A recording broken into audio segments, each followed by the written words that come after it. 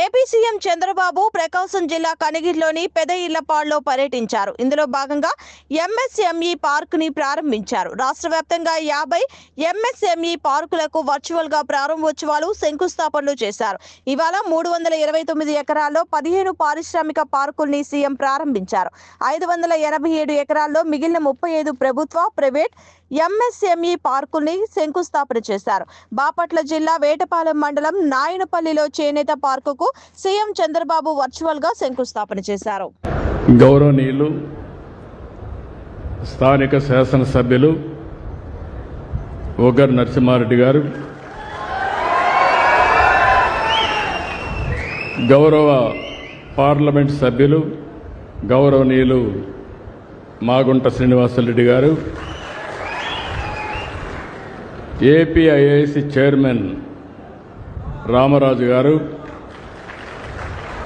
Secretary యువరాజు గారు, collector గారు, ఈరోజు ఇక్కడనే కాకుండా 87 ప్లేసెస్ నుంచి ఆన్లైన్లో ఉన్నారు. సహచర మంత్రివర్గ సభ్యులందరూ ఉన్నారు. అదే సమయంలో ఎమ్మెల్యేలు, ఎంపీలు కూడా అందరూ కూడా వివిధ ప్రదేశాల్లో ఇండస్ట్రీస్ని ప్రారంభించడం, ఫౌండేషన్ వేసే కార్యక్రమంలో భాగస్వాములయ్యారు.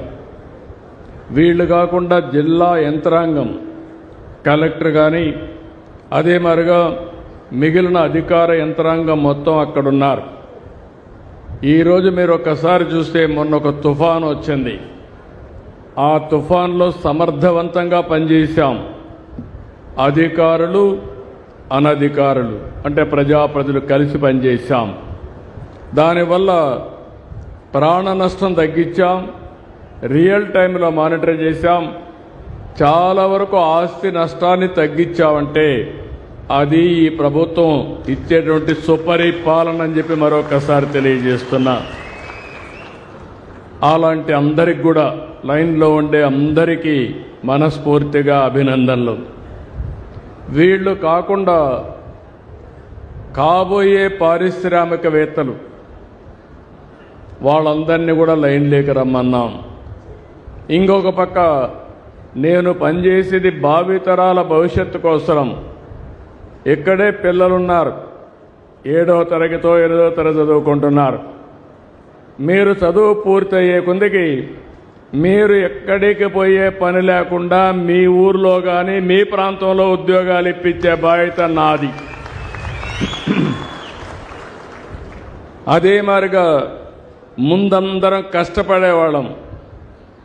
ఇప్పుడు కష్టపడడం కాదు, ఇష్టపడి పనిచేస్తే, స్మార్ట్గా పనిచేస్తే ఏదైనా సాధ్యమని మరొకసారి పిల్లలందరికీ తెలియజేస్తున్నా. ఈరోజు అందుకనే టీనేజ్ పిల్లలున్నారు, 7వ తరగతి నుంచి. అక్కడి నుంచి ఆలోచనలే మారుతూ ఉంటాయి. అందుకనే మిమ్మల్ని అందరినీ కూడా ప్రభుత్వంలో భాగస్వాములు చేయాలనుకుంటున్నాను.